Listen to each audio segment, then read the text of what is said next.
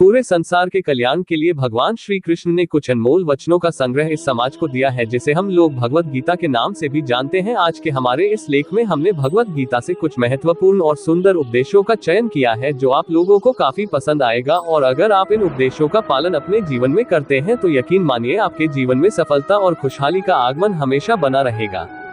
आज के हमारे इसलिए को शुरू करने से पहले मेरा आप सब से निवेदन है कि अगर आप लोगों ने हमारा पिछले लेख भगवत गीता के अनमोल उपदेशों को ना पढ़ा हो तो उसे भी जरूर पढ़ें, और मुझे पूरा विश्वास है हमारा पिछले लेख आप लोगों काफी पसंद आएगा। सबसे बड़ा तेरा दरबार है, तू ही सबका पालनहार है, तू सजा दे या माफी दे प्रभु, तू ही हमारे जीवन की सरकार है। जैसे तेल समाप्त हो जाने पर दीपक बुझ जाता है, उसी प्रकार कर्म के सीन हो जाने पर भाग्य भी नष्ट हो जाता है। समय कभी एक जैसा नहीं होता, उन्हें भी रोना पड़ता है।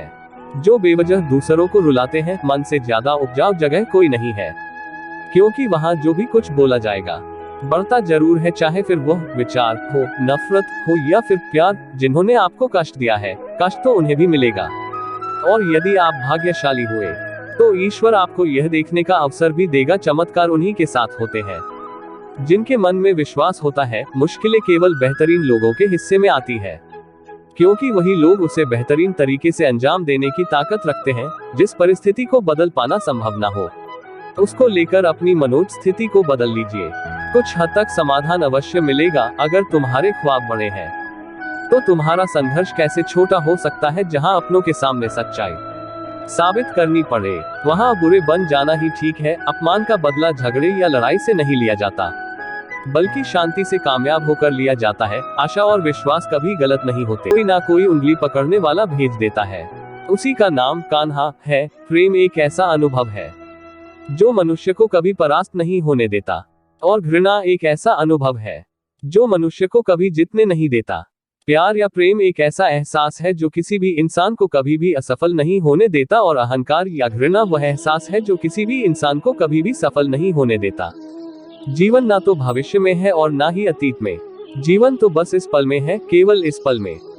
जो मनुष्य अपने जीवन को अपने अतीत या अपने भूतकाल के भरोसे जीते हैं, उन्हें श्री कृष्ण मार्गदर्शन देते हुए कहते हैं कि मनुष्य का जीवन ना तो उनके भूतकाल में है और ना ही भविष्य काल में है। मनुष्य के जीवन का असली सुख उसके वर्तमान काल में ही है। इसलिए हर मनुष्य को अपने वर्तमान के जीवन का पूरा आनंद लेना चाहिए और निस्वार्थ भाव से सत्य कर्म करते रहना चाहिए। राधा ने श्री कृष्ण से पूछा, प्यार का असली मतलब क्या होता है? श्री कृष्णा ने हंसकर कहा, जहाँ मतलब होता है वहाँ प्यार ही कहाँ होता है। श्री कृष्ण कहते हैं कि जिस प्रेम के रिश्ते में स्वार्थ, अहंकार या मतलब होता है, वह रिश्ता प्रेम का रिश्ता कभी नहीं कहला सकता, क्योंकि प्रेम के रिश्ता निस्वार्थ होता है, यानी प्रेम के रिश्ते में कोई स्वार्थ नहीं होता। राधा कृष्ण का मिलना तो बस एक बहाना था, दुनिया को प्यार का सही मतलब समझाना था। श्री कृष्ण और राधा दोनों ने ही इस पृथ्वी पर कुछ विशेष कार्य को पूर्ण करने के लिए अवतार लिया था। उन दोनों का मिलना और मिलकर बिछड़ना एक प्रक्रिया मात्र थी जो पहले से निश्चित थी, और इसी प्रक्रिया के माध्यम से उन्होंने प्रेम के वास्तविक रूप को इस संसार को समझाया। जीवन में आधे दुख इस कारण जन्म लेते हैं क्योंकि हमारी आशाएं बड़ी होती है।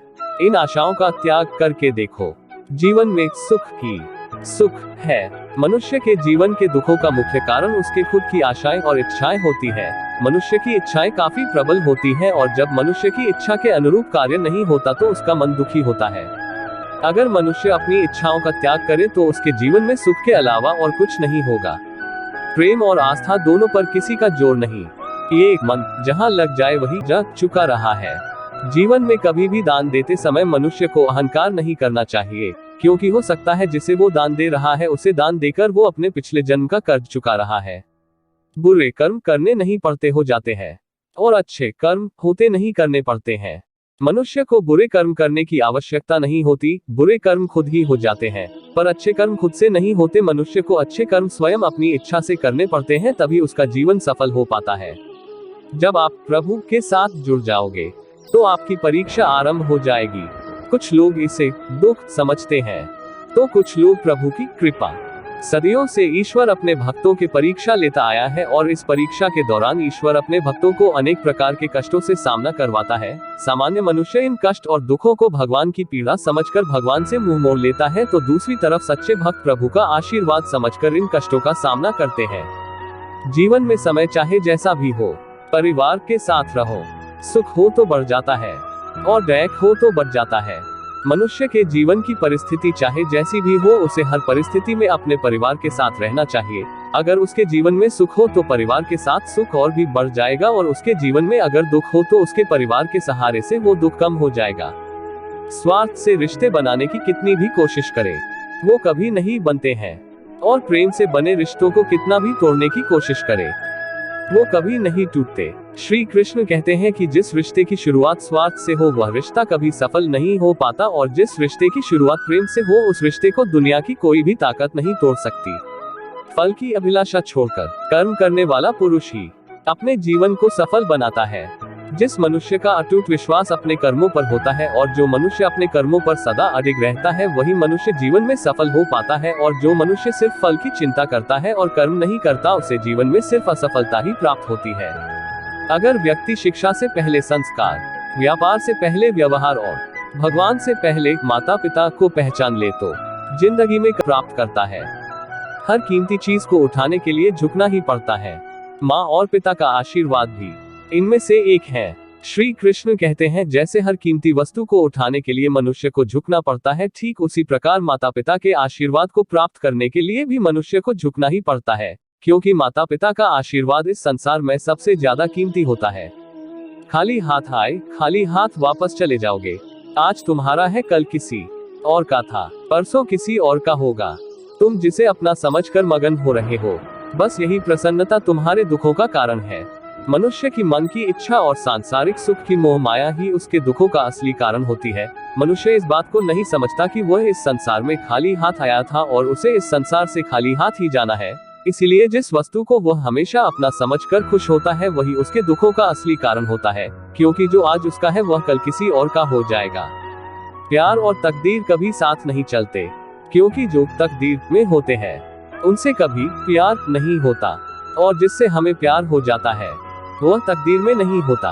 प्रेम और किस्मत कभी साथ नहीं चल सकते, क्योंकि हमारे किस्मत में जो होता है उससे हमें प्रेम नहीं होता, और हम जिससे प्रेम करते हैं वो हमारी किस्मत में नहीं होता। यही प्रभु की माया है। क्रोध की अवस्था में भ्रम जन्म लेता है। भ्रम बुद्धि को नष्ट कर देती है। बुद्धि के नष्ट होते ही व्यक्ति का पतन हो जाता है। मनुष्य का क्रोध ही इस संसार में उसका सबसे बड़ा शत्रु होता है, क्योंकि जब भी मनुष्य क्रोध की अवस्था में होता है तब उसके मन में भ्रम का जन्म होता है, और हमारा भ्रम हमारी बुद्धि का नाश कर देता है, और हमारे बुद्धि का नाश होते ही हमारा भी नाश होना निश्चित होता है। मनुष्य का जीवन केवल उसके कर्मों पर चलता है। जैसा कर्म होता है वैसा उसका जीवन होता है। हमारा जीवन केवल हमारे कर्मों के बल पर ही चलता है। जैसे हमारे कर्म होंगे हमारा जीवन भी वैसा ही बनता जाता है। तुम उसके लिए शोक करते हो जो शोक करने के योग्य नहीं है। बुद्धिमान व्यक्ति ना जीवित और ना ही मृत व्यक्ति के लिए शोक करते हैं। श्री कृष्ण कहते हैं कि जो मनुष्य शोक के योग्य नहीं होता उसके बारे में शोक कर भी सहता है। यदि आप किसी के साथ मित्रता नहीं कर सकते हैं तो उसके साथ शत्रुता भी नहीं करना चाहिए।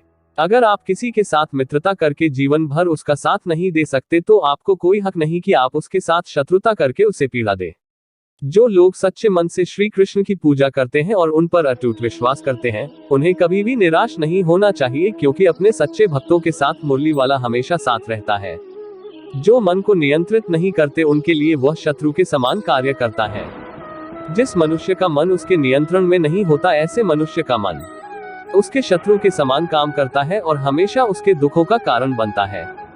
चुप रहने से बड़ा कोई जवाब नहीं और माफ कर देने से बड़ी कोई सजा नहीं। श्री कृष्ण जी कहते हैं, जिस व्यक्ति को आपकी कद्र नहीं, उसके साथ खड़े रहने से अच्छा है आप अकेले रहे। श्री कृष्ण कहते हैं, जो मनुष्य आपकी कदर नहीं करता और न ही आपका सम्मान करता है, ऐसे मनुष्य के साथ रहने से अच्छा है कि आप संसार में अकेले रहें। बिना श्री कृष्ण के इस संसार में सब कुछ व्यर्थ है। हमारा हम शब्द हैं श्री कृष्ण के और वे स्वयं हमारे शब्दों के अर्थ है। जिस व्यक्ति के पास संतुष्टि नहीं है, उसे कितना भी मिल जाए वह असंतुष्ट ही रहेगा। जो मनुष्य अपने जीवन में धन दौलत ऐश्वर्य और प्रसिद्धि को हासिल करता है परंतु संतुष्टि को हासिल नहीं कर पाता, ऐसा मनुष्य जीवन भर दुखी रहता है। और जो मनुष्य थोड़े से संसाधन में भी संतुष्ट हो जाता है वो मनुष्य जीवन भर सुखी रहता है। जो मनुष्य अपने जीवन में गीता का सच्चे मन से अध्ययन करता है वो मनुष्य संसार के मोह माया और हर बंधनों से मुक्त होकर आध्यात्मिक आनंद का आशीर्वाद पाता है। अंत काल में जो मनुष्य मेरा स्मरण करते हुए देह त्याग करता है वह मेरी शरण में आता है। इसलिए मनुष्य को चाहिए कि अंतकाल में मेरा चिंतन करे। जो भी मनुष्य अपने जीवन के अंतिम समय में मेरा संस्मरण करते हुए अपने देह का त्याग करेगा, वो मनुष्य मेरी शरण में आता है और जीवन के मोह माया से मुक्ति प्राप्त करके मोक्ष की प्राप्ति करता है। मनुष्य अपने सच्चे हृदय से जो दान दे सकता है वह अपने हाथों से नहीं दे सकता। और आपको दोबारा प्रयास करने में कभी नहीं घबराना चाहिए, क्योंकि जब आप दोबारा प्रयास करते हैं तो आपकी शुरुआत सुनने से नहीं बल्कि आपके अनुभव से होती है।